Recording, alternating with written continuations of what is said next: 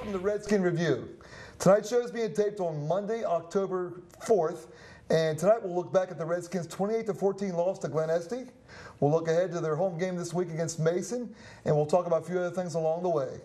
And as always, with me is my partner Dan Albers and Coach Vince Suriano. Guys, welcome to the show. Thanks. And Coach, let's get right to it.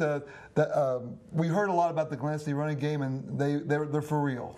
Yeah, they're a good football team, but let me say this: I was very proud of the way our players played. I thought that our players played. This was as hard as they've ever played, and with as much emotion that they have shown all season.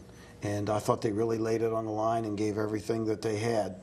So we kind of felt, we talked about after the game, that we kind of pushed the boulder up the hill, but we just couldn't quite get it over the hump and to the other side. But we had made a lot of progress. And, you know, as I evaluated the videotape of the game, there is a lot more good than there is bad. And each week as I watch our videotapes and we evaluate what we're doing, there is more good and less bad. You know, we're doing more things right and less things wrong every week. You know, I thought that we needed to take advantage of some opportunities early. You know, when we got the turnover in the first quarter with the interception, we needed to take that down and score. And of course, we had one touchdown called back that, you know, really hurt us from a momentum standpoint, because that would have put us ahead. But, you know, those kind of things happen. I just, you know, when I look at us offensively, we were very one-dimensional in that game, as I've talked about before.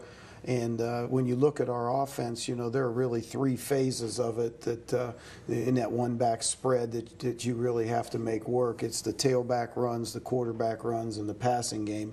And probably the thing that we're doing really effectively is the passing game. And we really haven't been running the quarterback all that much, because we've simply been throwing the ball so much that, you know, Vinny's got the ball in his hands all the time. So, you know, we haven't been running him that much, but we've got to get more out of our pure running game itself and the tailback running game, because you're in a one-back. And that's not to say that the tailback's not doing a good job. It's just the total spectrum of the running game we've got to improve, and there's got to be more balance between the pass and the run, because what is happening to us now is the people are really playing the pass heavy on us. So there's got to be a little more balance. I thought defensively, especially for a half, our team played really well.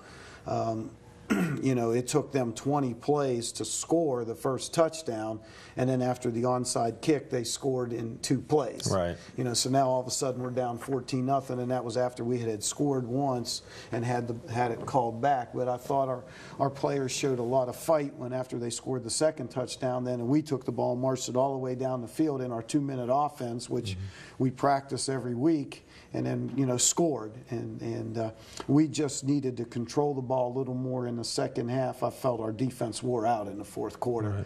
When you have that many running backs coming at you time after time, and you spend that much time on the field. In the third quarter, they were on the field. Our defense was on the field, I believe, 9 minutes and 20 seconds, which is way too much in a 12-minute quarter. So we've got to work on that offensively of trying to get that time of possession increased. They were double the time of possession that we had. I think they had it something like 33 minutes, and we had it 15 minutes. Right. And you know, so we've got to do a better job of controlling the football and being a more ball possession type team, and that'll help our defense out a little bit.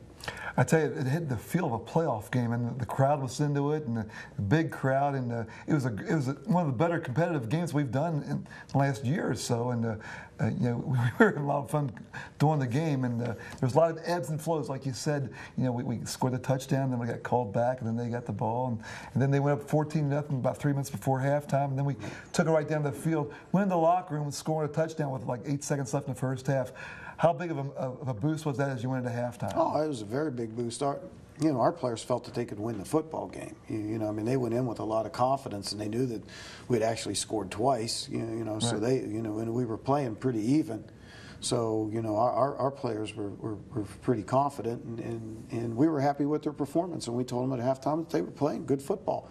But it was a tough football game, and we were going to have to go out and win the second half. So, and they had the edge on us in the second half. And like I said, they just kind of wore our defense down a little bit. We needed to hold on to the football a little bit longer.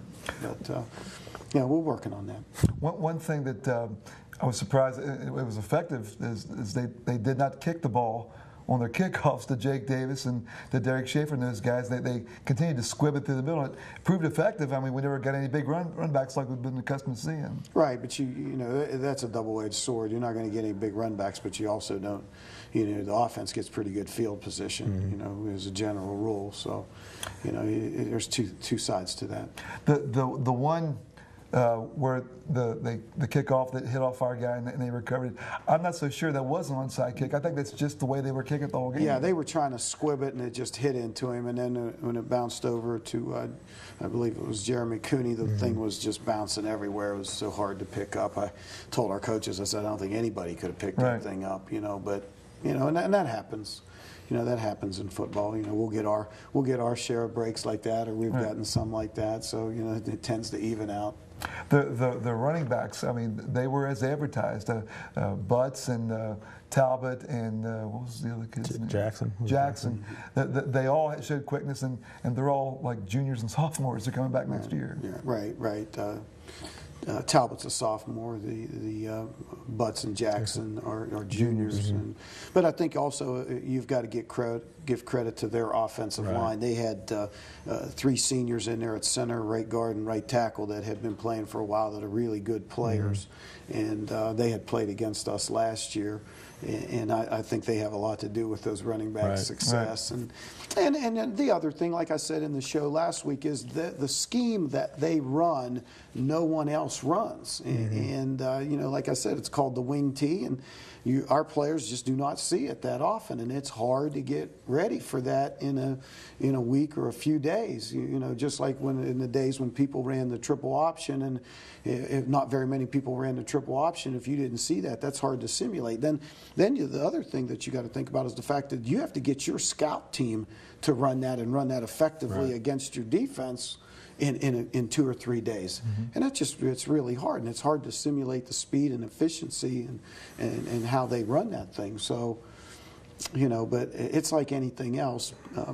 People will catch up to it, and obviously now they're going to be the team to beat. So we'll have to put a premium on defending that. So one of the things that we'll work on in the off season is some ideas of how you defend that. And go around to colleges and ask them and look at some different schemes to stop that, because it appears to me that they're going to be the team to beat. And with all those backs being underclassmen, they're not going to go away. So we're going to have to figure out something, or we're going to get beat again.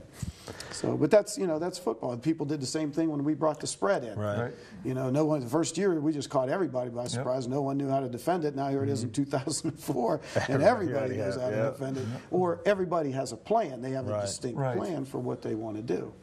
Saying that with what we were talking about with the running game earlier, when do you decide, or how do you decide to abandon it or not? Is it just with the flow of the game and what's going on? Or Danny, as I said last week in the show, you look and see how many the number of people that they have inside that box, and where are they placing all their people. Now, prior to this game, Glenn Estey had shown that they always kept more people in the box than you had people to block. So the obvious answer is to throw the football, and you hope it doesn't rain. That was what happened to us in 2002 when we only won by 4 points. It rained, it was muddy, we couldn't throw the football, and they had everybody crammed in the box, and that was a distinct disadvantage to us. And you look schematically of what they're doing with their coverage and how they're playing the run or the pass, and then you'll decide accordingly of how much of each you want to do. Now, obviously, just because they put a lot of people in the box doesn't mean that you're not going to run the football, but you look at your ratio of run-pass depending on that. I said a couple times during a broadcast that it noticed that a lot of times you had a lot of things in the passing game that was open down the middle of the field. Is that because they had so many guys in the box? It seemed like you got Drew Howard in the middle a couple times. Right, and they were leaving the middle of the field open, but not all the time. They kept changing it up. If you watched that game, they had a 2-safety concept at times. Then they had a 1-safety concept, and when they put the 1 safety in the middle of the field, of course, the middle of the field wasn't open. But when they had the 2-safety concept, deep safeties, then the middle was open, and we did hit some things in the middle of the field. So, yeah, and they did a nice job of varying that, and changing it up so that we, couldn't get a beat on it and really exploit that all the time.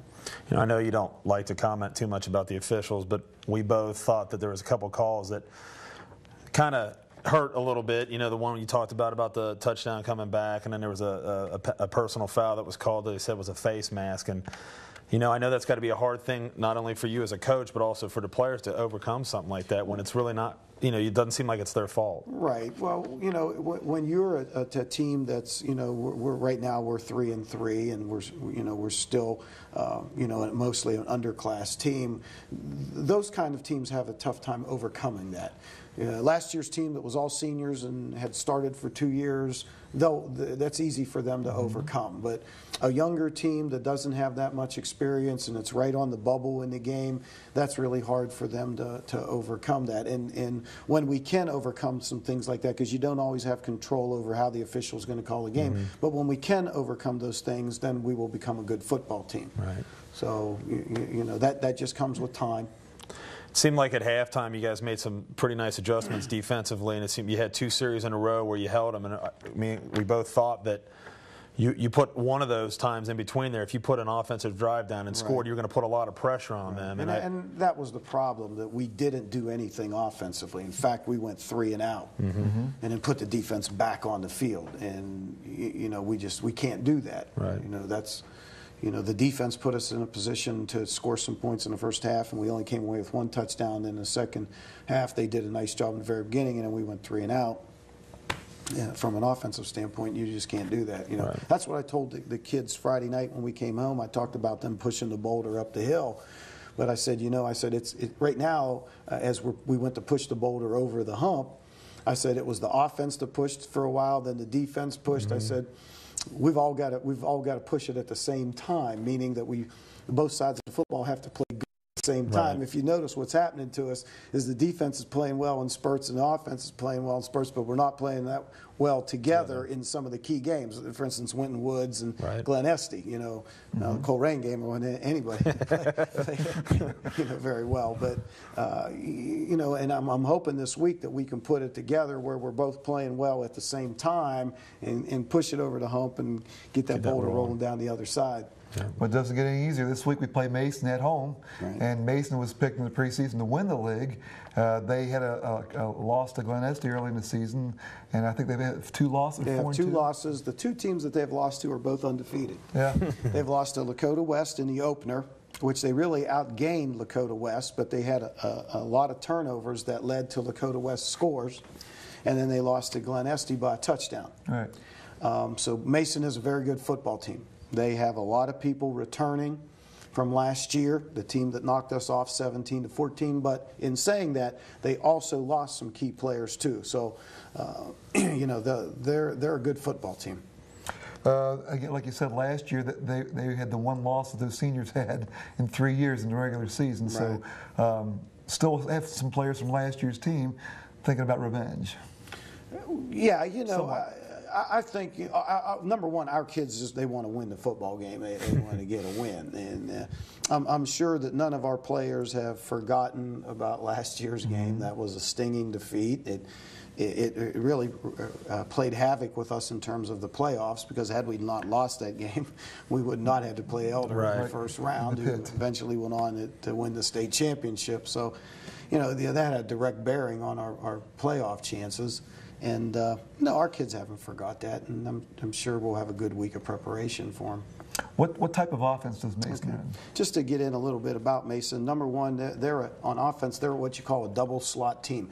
It's a double slot in terms of the formation is very similar to what Winton Woods ran, but they're not an option football team. They're a heavily fullback run-oriented team.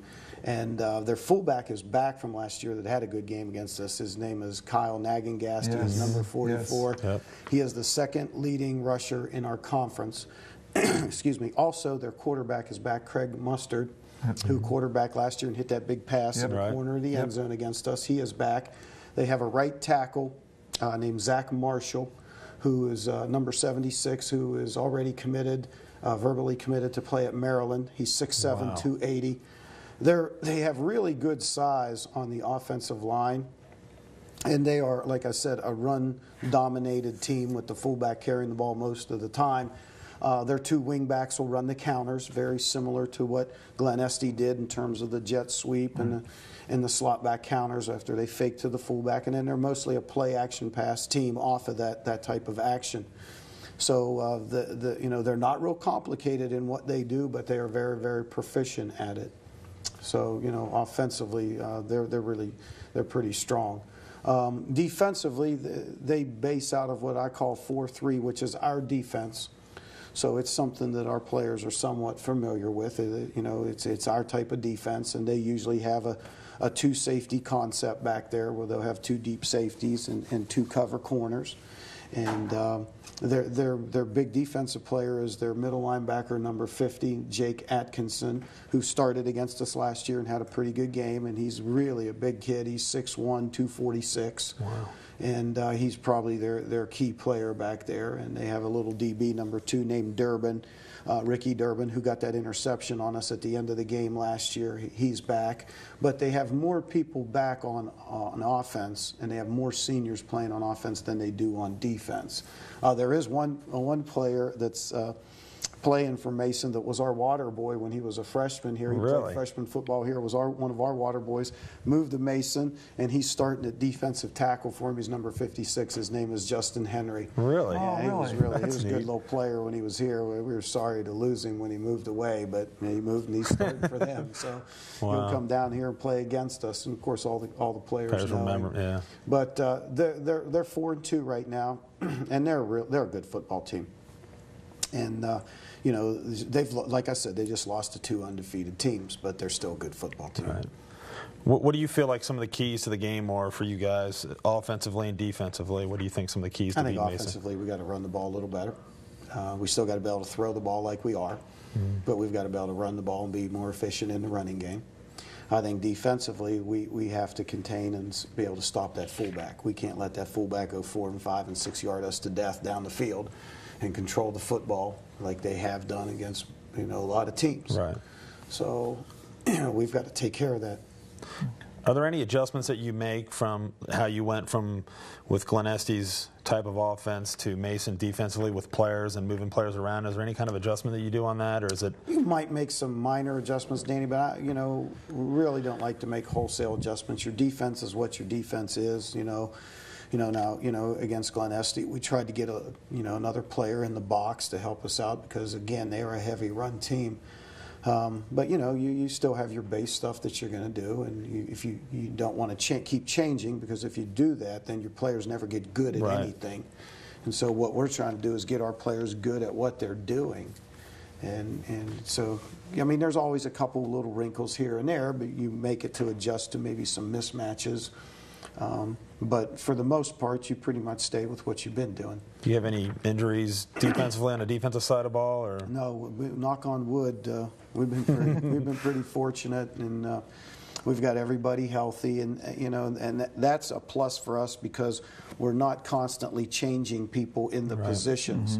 Mm-hmm. The players are getting comfortable with what they're playing and what they're doing, and that's one of the reasons. Even though we lost last week, we have still gotten better every week. And as long as we can stay healthy, and I think that we will continue to keep getting better, and then I think that'll carry over into next year because, like I said, we have a lot of underclassmen playing. And that was one of the comment on why not changing things too much from week to week because, again, the more they do of the same thing, the better they're going to be not only this year, but that'll be the carryover for our next season. Right. Okay, we've got. Actually, we have some questions for the coach this week. Good. And we didn't screen these with the coach, so we'll see what happens. The first one's from John and Anderson. He wants to know what age do you think is the best age for a kid to start weight training for football?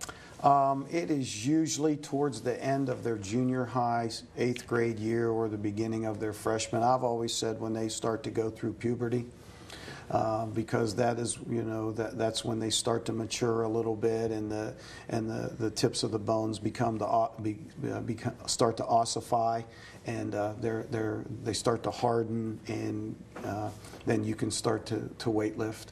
And then again, it's something when you do start that you start out light and with a lot of repetitions and gradually move up from there. So like the Nagel teams, they don't do a lot of weightlifting, or I don't know if they do or not. They probably do some, but again, I think that depends on the maturity of the individual. Right. Next question's from Jake and Anderson. He wants to know, do you have a playbook like the Bengals have? Yeah, we do have a playbook, and we also, all our stuff is on computer, and we have a thing called Coach's Office where all our plays are in that, and then we type all our scripts and all our play cards and all our plays to the players off of that computer. You enter it in the off season, and then it's there for you. I mean, we did it all spring and all summer and put everything in, and then it's in the computer. And the same way with the Bengals. Now, everybody has what you call a hard copy, right, just like a phone book type notebook, deal. the phone book type deal. But then, it goes into a computer, and everything's computerized now. I've got a question here that I was asked. You know how we are in Anderson and Union Township, so I had a question as I was leaving the game Friday night from a Glen Estee fan, and it happened to be one of my son's friends, and he was wanting to know if you thought that Glen Estee had a chance of making the playoffs, and how do you think they will do? Oh, most definitely. I like I said before, I think this is one of the best, if not the best, Glen Estee team I've seen since I've been at Anderson. I thought their 2000 team was very good. The team that they said upset us, but I don't really think it was an upset in 2000. They just flat out beat us. And then I thought they had a great group of kids in '92 when they had Ryan Grimmett and some of those kids, and we beat them. But that was a very good class also, and I think they went 8-2. But I really think that this group's going to go undefeated. I really do, because I think their only really tough game they have Winton Woods, and they have such good team speed on defense. I think they can match up with Winton Woods. And I think their scheme that they do defensively will cause Winton Woods some problems.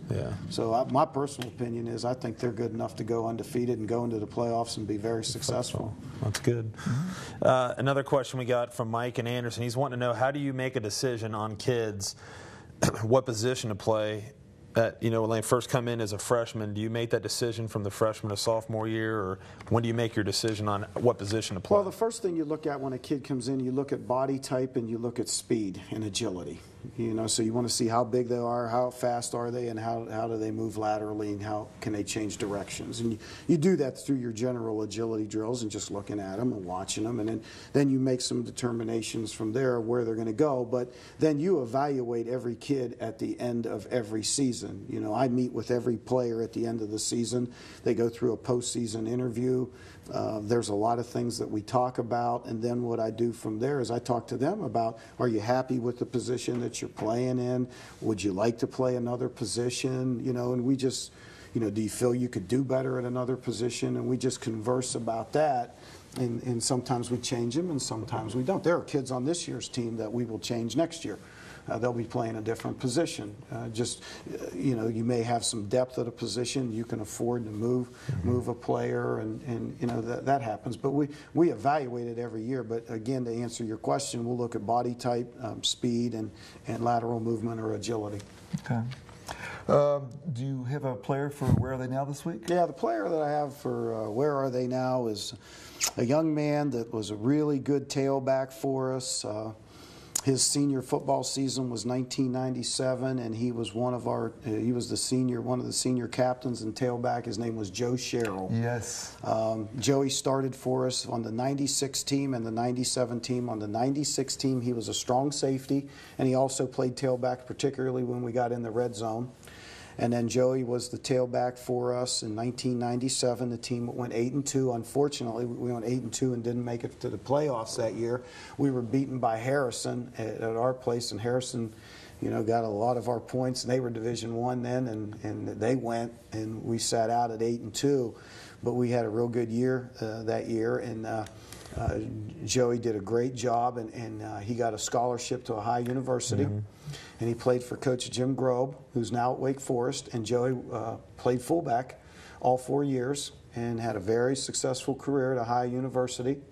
And after that, Joey went to grad school. He is at grad school right now at the University of Cincinnati and doing very well. So he was somebody we were very proud of. He's probably the biggest tailback that we ever had at Anderson since I've been there.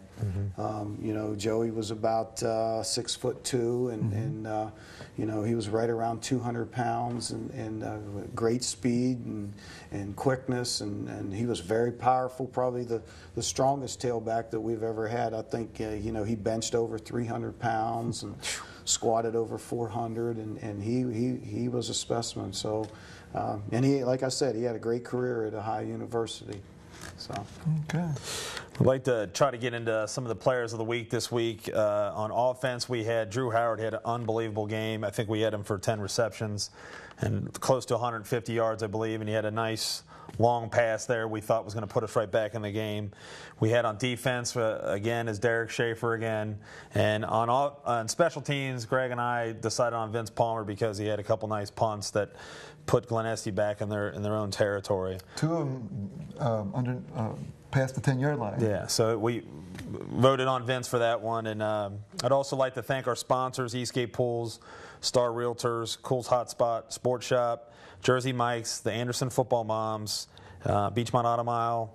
We have Midwest EXP and Adams Heating and Cooling. So we want to thank all of them for helping us out with everything to do. We want to thank Jana Cluse again for helping us out with the set and everything. Absolutely.